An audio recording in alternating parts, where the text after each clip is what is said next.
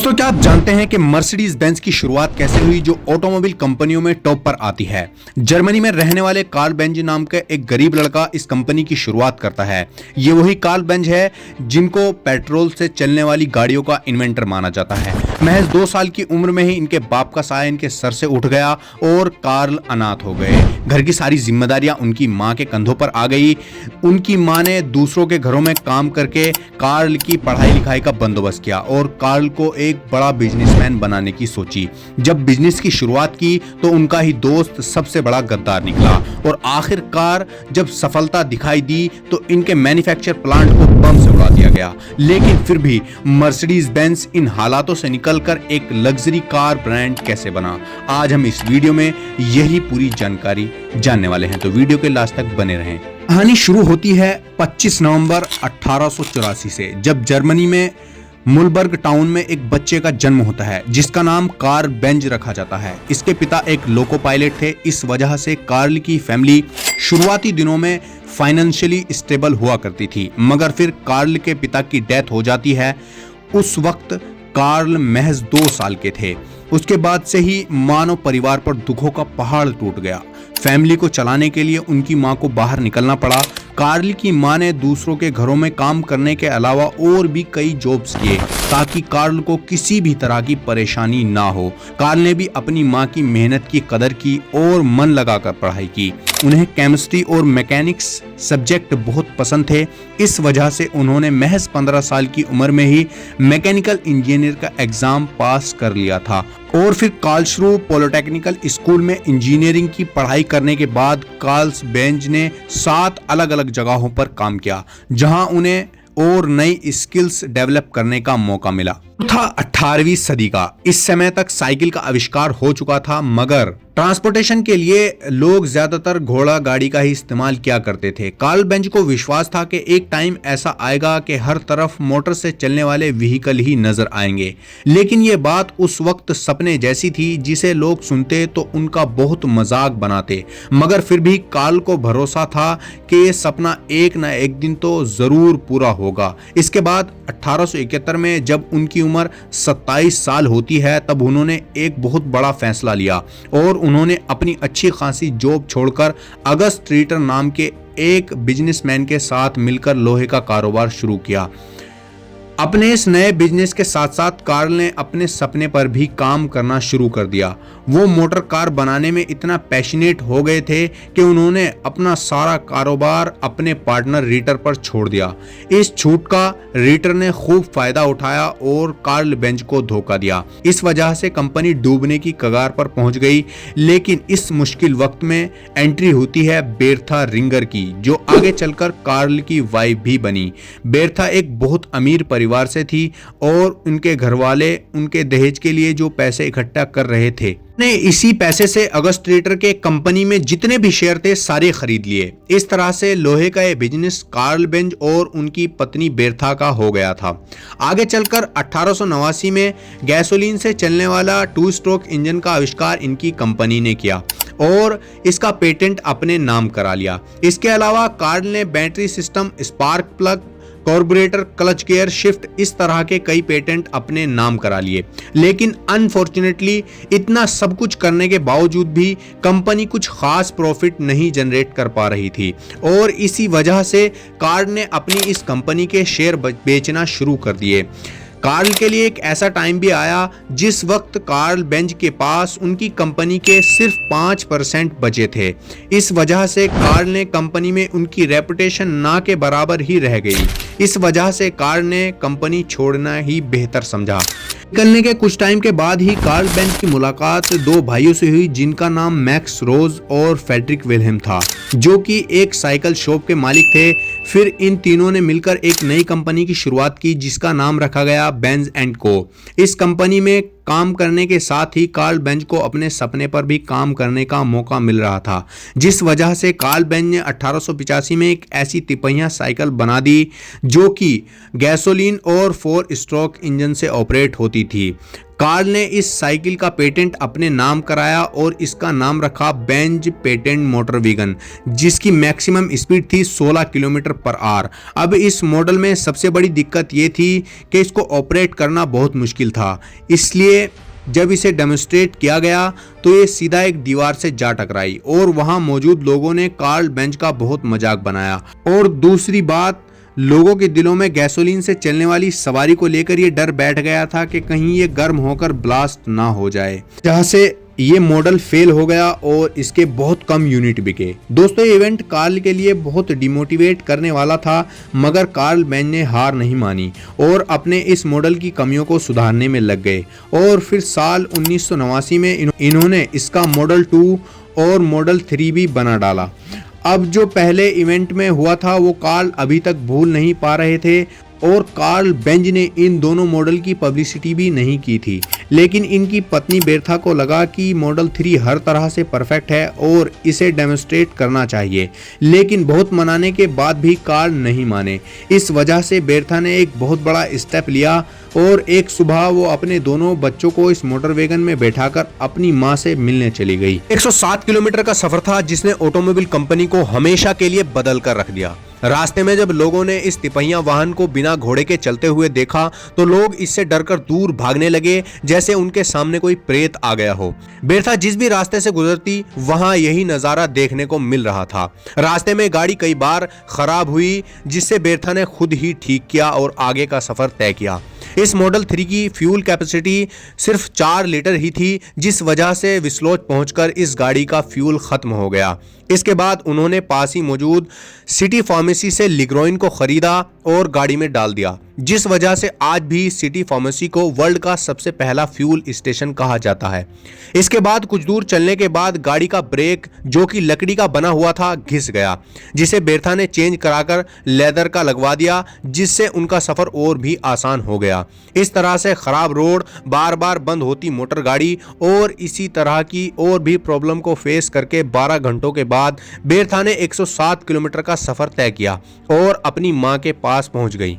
कुछ दिनों के बाद बेर्था वापस अपने घर कार्ल बेंज के पास आई और उन्होंने रास्ते में होने वाली सारी परेशानियों को बताया। दोस्तों, बेर्था के फीडबैक से इस व्हीकल में और इम्प्रूवमेंट कर दी गई। बेर्था का यह सफर इतना पॉपुलर हुआ था कि लोग दूर दूर से इस व्हीकल को देखने के लिए आने लगे। इस पॉपुलैरिटी की वजह से कंपनी का इंटरनल कंबशन इंजन भी बहुत बिका और फिर देखते ही देखते बेंज एंड कंपनी दुनिया की सबसे बड़ी ऑटोमोबाइल कंपनी बन गई थी।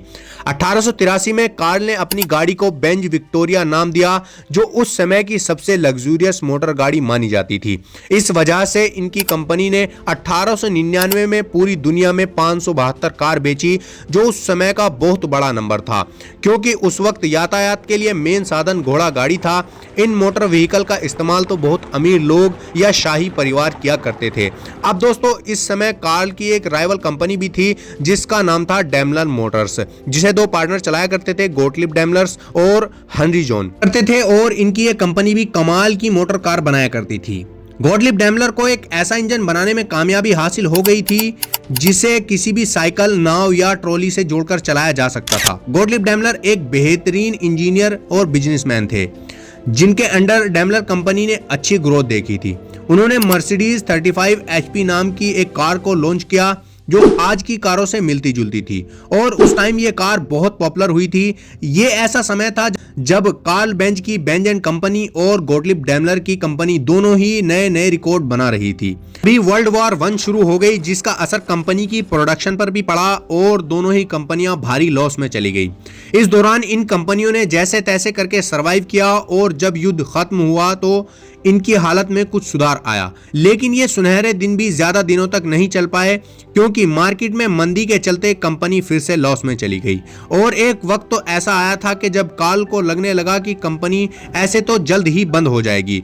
उधर डेमलर की कंपनी भी कुछ अच्छी गाड़ियां नहीं बना रही थी, इस वजह से डेमलर भी बहुत परेशान रहने लगे। मगर फिर साल आया 1926, जब दोनों ही कंपनी आपस में मर्ज हो गई और इन दोनों company Benz and Daimler motor को मिलाकर एक बिल्कुल ही नई कंपनी बनाई गई जिसका नाम रखा गया डैमलर बेंज, जो कंपनी आगे चलकर मर्सिडीज बेंज के नाम से जानी गई। दोस्तों, इन कंपनी ने अगले कुछ सालों में बहुत अच्छे मॉडल रोड पर उतारे और धीरे धीरे आगे बढ़ने लगे। हालांकि इस मर्जर के 3 साल के बाद ही कार्ल बेंज की मौत हो गई, लेकिन इससे कंपनी पर कोई खास असर नहीं पड़ा।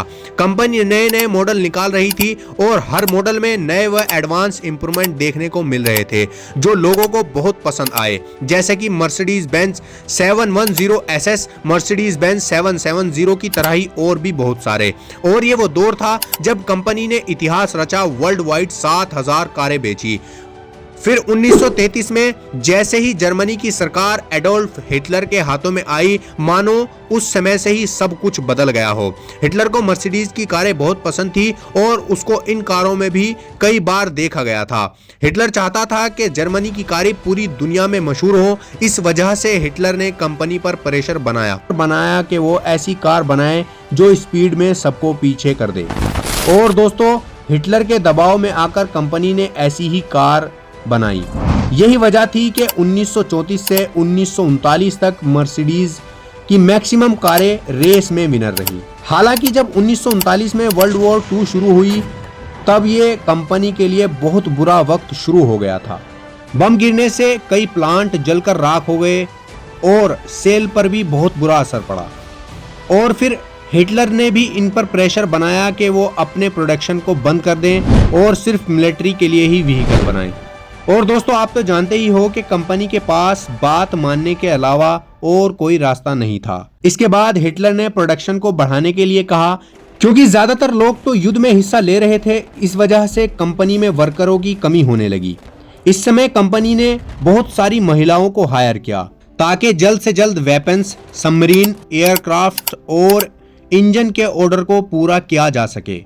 कुछ समय में कंपनी ने देखा कि अपना टारगेट वो पूरा नहीं कर पा रहे हैं, तो उन्होंने उन यहूदी कैदियों को काम पर लगा दिया जो हिटलर ने कैद कर रखे थे।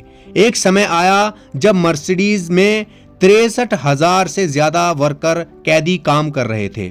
इस वजह से जब जर्मनी को वर्ल्ड वॉर 2 में हार मिली, तब मर्सिडीज बेंज कंपनी को भी क्रिटिसिज्म का सामना करना पड़ा। इस वजह से जर्मनी के जितने भी प्लांट बाहर देशों में थे वो उनसे छीन लिए गए और फिर एक बार मर्सिडीज का बुरा वक्त शुरू हो गया।